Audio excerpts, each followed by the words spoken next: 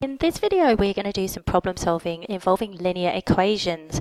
Now, I'm going to give you some steps which you must follow when you're setting up linear equations, and that's the first thing you need to decide is what's the unknown quantity and allocate a letter or a pronumeral.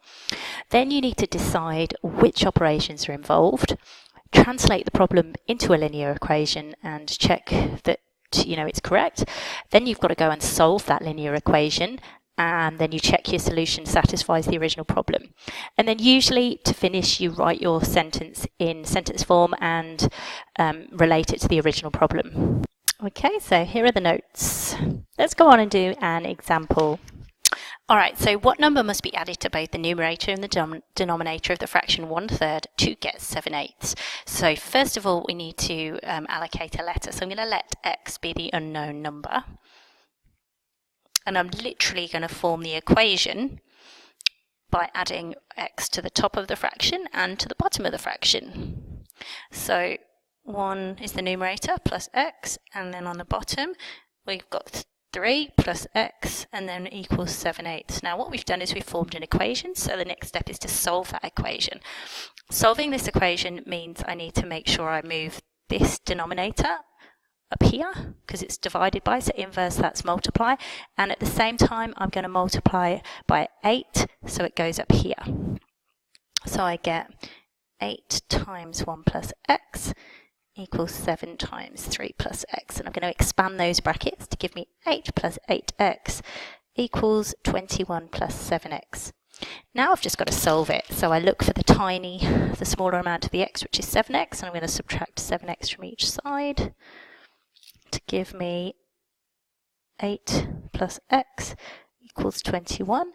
Then I'm going to subtract 8 from both sides to leave me with x equals 13.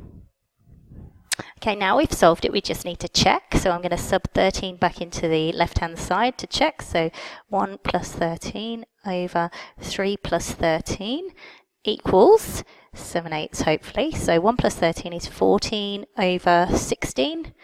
And as we can see, if we half both those numbers, we get 7/8 equals 7/8. So it is correct. So we have checked and verified that the left-hand side equals the right-hand side. Now, the final step is to write the answer as a sentence. So I need to just say the number is 13. Now I'm going to do a second example now.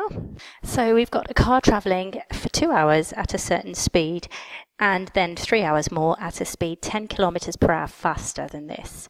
If the entire distance travelled is 455 kilometers, find the car's speed in the first 2 hours of travel. So let's first of all nominate our letter. So we'll let the speed of the first 2 hours be s kilometers per hour. And don't forget that speed equals distance over time. And then don't forget we can rearrange that to give distance equals speed times time. So now what I'm going to do is I'm going to look at the different sections. What's happening to the speed, what's happening the time, and what's happening to the distance in the first and the second section. And to do this, I'm going to set up a sort of table.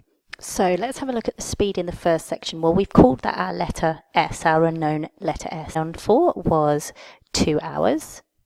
And the distance that it's travelled, remember that distance is speed times time, so I'm going to do s times 2h, s times 2, which is 2s. Then let's look at the second section. We know that that was going 10 kilometers per hour faster, so s plus 10.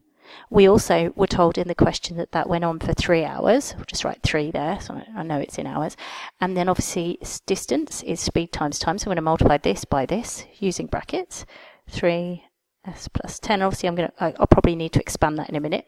The total, well, that's irrelevant.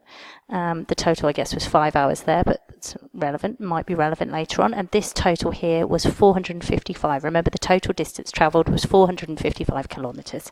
So now what we're going to do is form an equation with the information about the distance, because we have the total 455. So we can say that 2s plus 3s plus 10 in brackets equals 455. So let's write that down.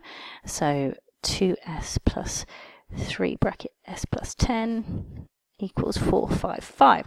So it's just a case of solving now. So I'm going to expand the brackets to give me 3s plus 30.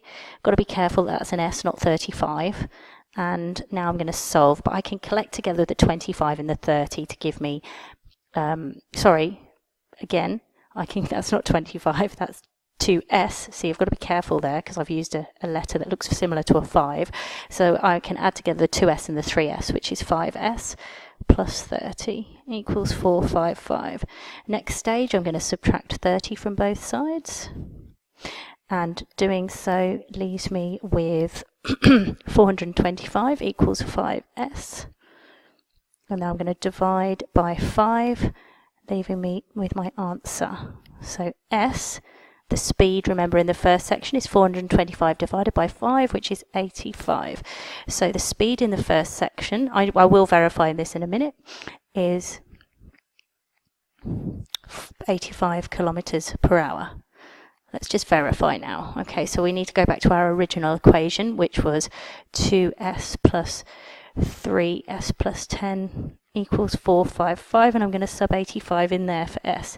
2 times 85 plus 3 times 85 plus 10 has to equal 455. So 2 times 85 is 170, plus 3 times 95, which is 285, equals 455, and it does. So check, we've verified that.